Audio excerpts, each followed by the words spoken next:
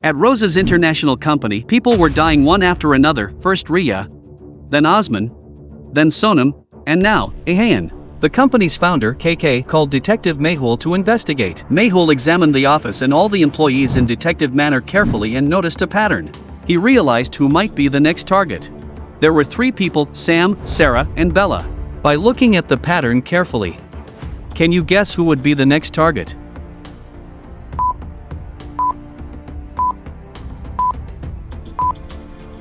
The company's name is Rose's International, and people were dying in company's letter sequence. The first letters of the victim's name is as follows: R, Ria, O, Osman, S, Sonam, E, Ahayan, which spell Rose. So the next name should start with S, meaning Sam or Sarah could be next.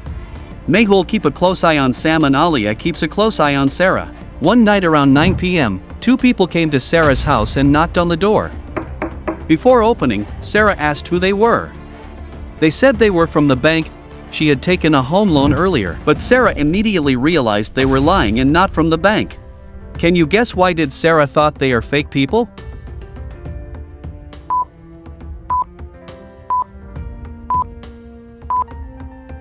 Because real bank officers never come at night, especially not around 9 p.m., that's illegal and suspicious.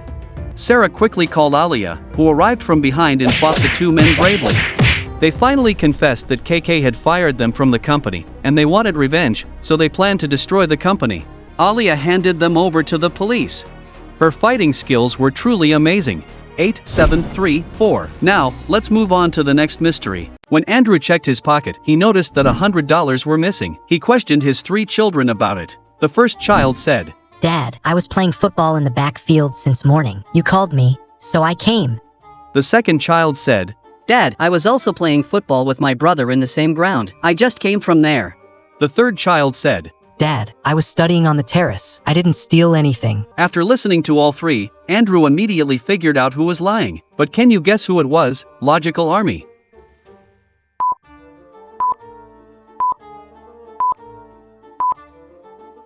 The first child was clearly telling the truth. His shoes were covered in mud, and even his socks and pants were dirty.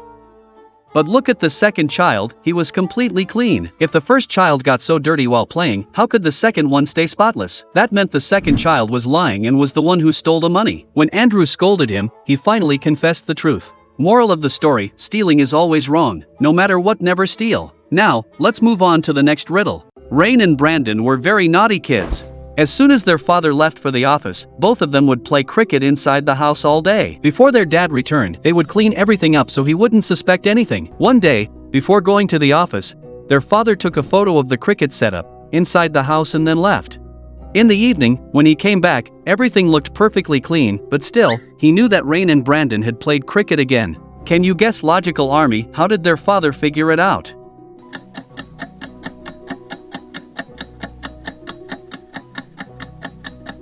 If you look carefully, in the morning photo, the yellow bale on the stumps was on the right side, and the orange one was on the left side. But now, when he checked, they were the other way around. That meant Rain and Brandon had cleaned up but kept the bales back incorrectly. Their father was smarter than them. A like for the dad's smartness is definitely deserved. Now, let's move on to the next riddle. Samuel was traveling in a car with his father. He had a speed measuring device with him.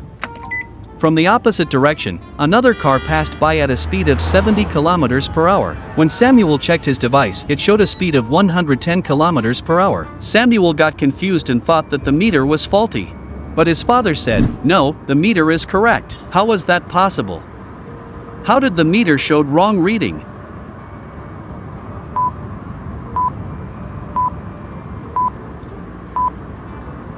This is the magic of science, Logical Army. Samuel's car was moving at 40 kilometers per hour, and the other car was coming from the opposite direction at 70 kilometers per hour. So, their relative speed became 110 kilometers per hour. That's why the speed meter showed 110 kilometers per hour. Now you got it. Let's move on to the next riddle.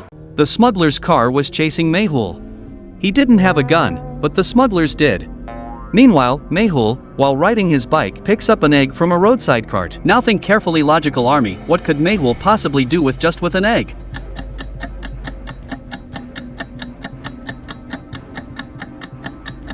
Watch carefully, there's a turn coming up ahead. As soon as the smuggler turns the car, Mehul throws the egg at the front windshield of the car.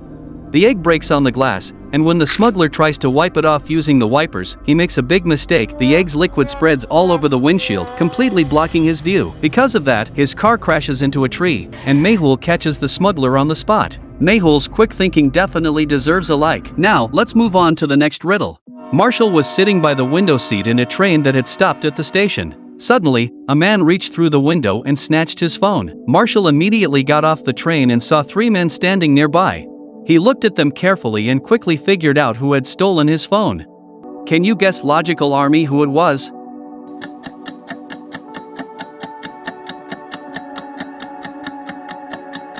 If you observe closely, when the thief reached through the window to grab the phone, he was wearing a bracelet on his hand. Among the 3 men standing there, only one of them was wearing a bracelet. That's how Marshall identified him. When he checked the man, he found his phone with him. Alright, let's move on to the next riddle. Mehul wakes up and finds himself locked in a room filled with scattered objects. Where am I? How did I get here? As Mehul tries to recall what happened, last night, while on his way to the office, he helped an old man cross the road. But suddenly, that old man sprayed something on him, which caused him to lose consciousness. That old man wasn't actually innocent and old. It was all part of a plan to kidnap me. Detective Army, can you figure out how Mehul realized that the old man was not actually an old man? Look at the scene and share your answer in the comments.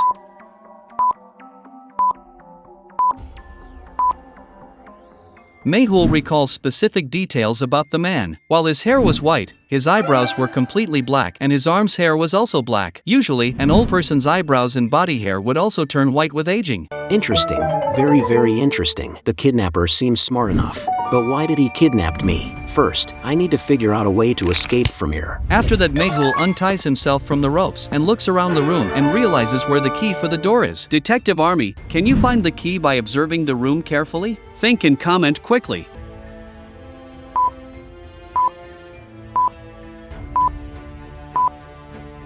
Hey, there is no need of the key, because the door to the room is already open. He immediately steps out of the room. Which place is this? I need to get out of here immediately. He spots Alia approaching from ahead with a gun in her hand. At the same time, Adi was also approaching from behind. He also had a gun in his hand. But as soon as Mehul observes them closely, he realizes something is off. These are not the real Alia and Adi. How did Mehul figure out that they weren't the real Alia and Adi? Share your thoughts in the comments.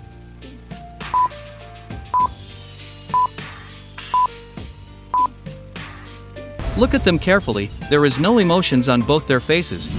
And see, Alia has 3 ears and Adi has 4 hands. How is it possible? Mehul figures out that both of them are clones of the real Adi and Alia. Before Mehul can react, the clones of Adi and Alia starts firing at him with their guns. I need to get out of here immediately, or else these clones will harm me. Mehul notices 3 doors in front of him. The first door is filled with toxic chemical gas, which will kill Mehul as soon as he breathes it in. The second door has implemented by deadly traps. As soon as he steps in, thousands of arrows will come out and impale Mehul. And behind the third door is a ferocious bear. Detective Army, take a close look at the doors and think carefully, which door should he choose? Comment quickly.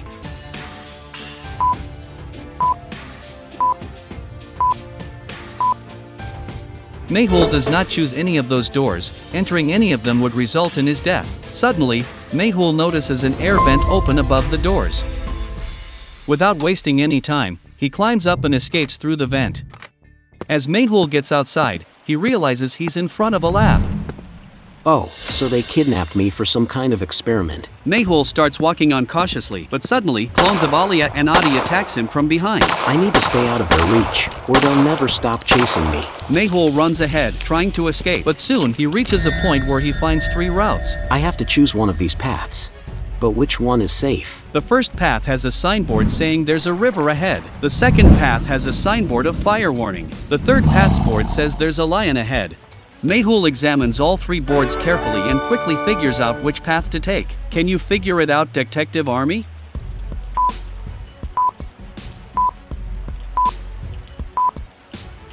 Mehul chooses the second path because there is a fire ahead. However, he has been walking in the rain for a long time, so the fire would likely extinguished by now. Mehul continues on the same path and successfully escapes from the kidnappers. A big thumbs up for Mehul's clever choice. Let's move on to next puzzle. Yash the ghost hunter had gone to Shimla for a vacation. Finally, time for some peaceful holidays. No ghosts to bother me for a while. Suddenly, the doorbell of Yash's house rings. Yash steps out of his house and looks around. Oh no, looks like these ghosts don't want to leave me alone, even here. Yash instantly realizes that a ghost is playing tricks on him by ringing the bell. Ghost Army, can you figure out where the ghost is hiding? Look closely and drop your answers in the comments.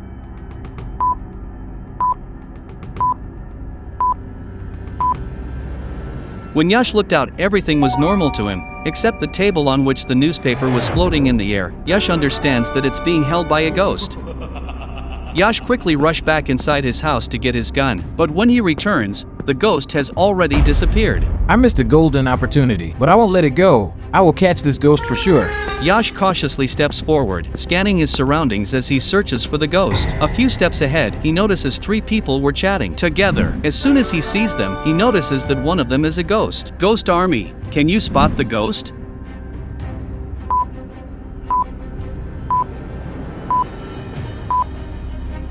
Yash noticed something strange. Out of those 3 people, only 2 have footprints that is visible on the snow, while the third one has no footprints.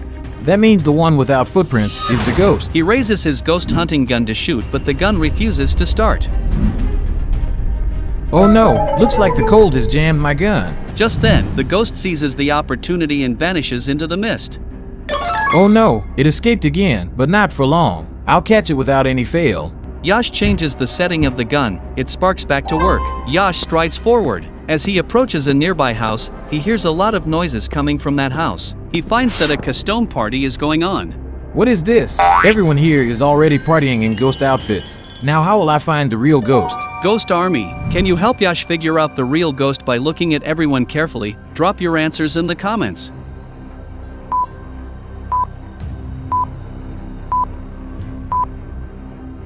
When Yash observes everyone sharply, he spots that the real ghost among them is the one whose feet are inverted backwards, as only ghosts can have inverted feet.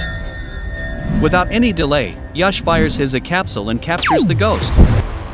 Let's move on to the next puzzle. Look at this image carefully and tell me which girl has 4 tattoos. Let me know your answer by commenting.